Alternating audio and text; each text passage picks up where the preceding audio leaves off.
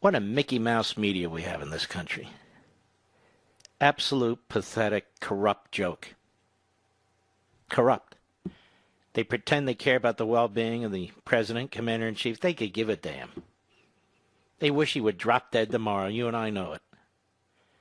This line, we all wish him the best, and then attack, attack, attack. And they have these narratives that they just keep pushing, that the president has downplayed the virus. Really? President's been in charge of Operation Warp Speed to try and get a vaccine as fast as possible to save as many lives as possible. We've got new therapeutics out there that we didn't have. That were developed in warp speed time. He's the one that got the ventilators. He's the one that got the PPEs. He's the one that had the extra hospital beds built. But he didn't take it seriously, ladies and gentlemen. He's the one that's had to deal with an economy that collapsed as a result of this virus and as a result of punitive decisions made by some of these governors through emergency powers that now at least one court in Michigan says, the Supreme Court of Michigan, the governor there didn't even have, and I doubt most of them do.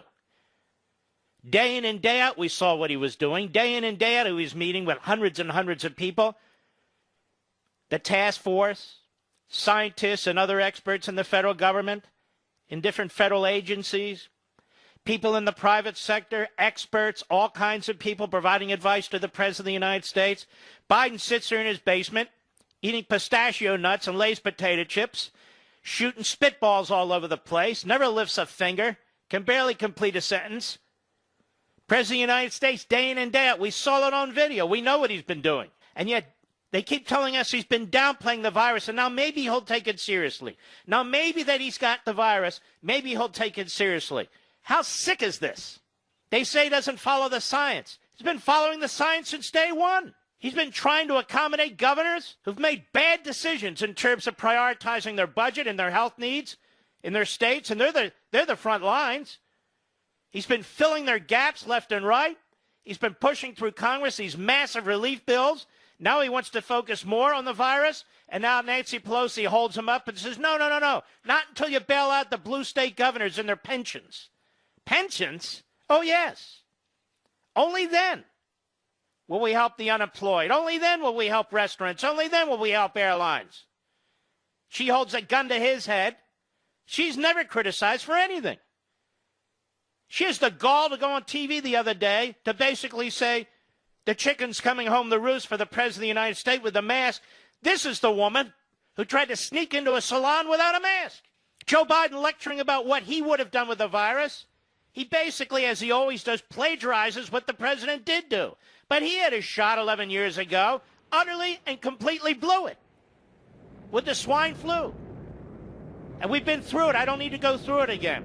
But the narrative that the media, our corrupt left-wing media, keep pushing, that he downplayed the virus. Really? Signing trillions and trillions of dollars in spending bills?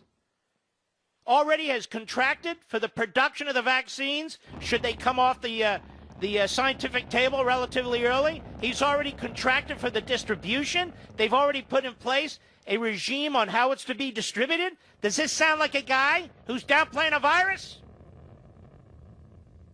Does it sound like somebody who doesn't take it seriously? Why? Because he doesn't wear a mask every single minute of the day? They have no idea how he got this virus. Lots of people who wear masks and socially distance are still getting the virus.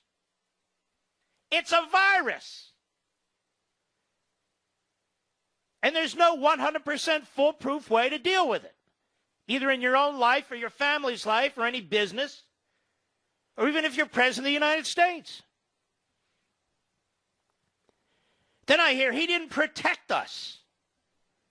He didn't protect his staff. He didn't protect the Secret Service. What are they talking about? He didn't protect us. He took steps that the Democrats and the media opposed. We know what they are already. Travel bans from and to China, travel bans from and to Europe. Fauci was opposed to it. He did it anyway.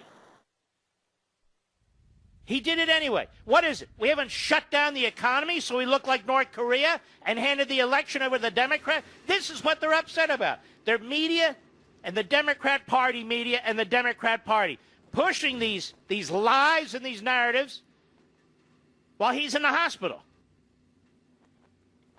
Protecting the Secret Service, I heard my buddy Bongino say.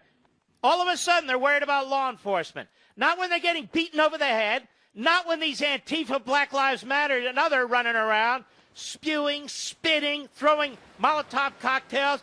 They never had a problem with that. Nancy Pelosi calls them stormtroopers. James Clyburn calls them Gestapo.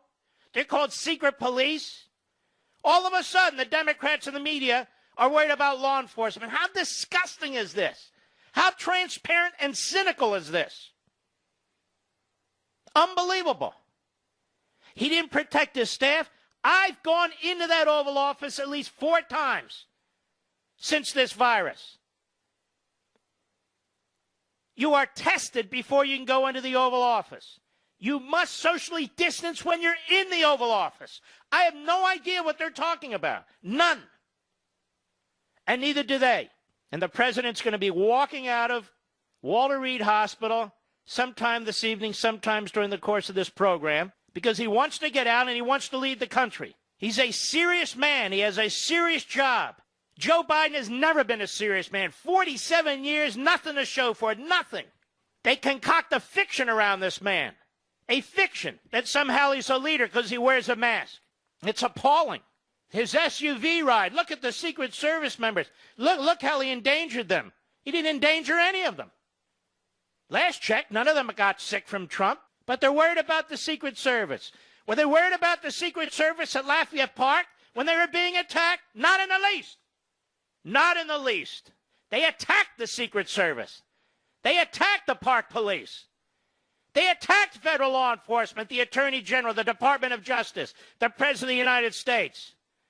And now all of a sudden, they genuflect, and this is what they do. They genuflect. Oh, the poor Secret Service. Anything to destroy Trump, anything, even when he's sick, even when he has the virus. What this shows you is anybody can get the virus, even with masks and socially distancing and tests and all the rest. It is a horrible, horrible virus. The mortality rate is very, very low for the vast majority of the population. You don't see criticism like this. You don't see criticism like this for Andrew Cuomo, for Phil Murphy, for Pritzker, for Newsom, for Whitmer, none of them, who shoved corona-positive patients into nursing homes and into assisted living homes. 40% of the people who are dead from nursing homes, assisted living homes, in that age group.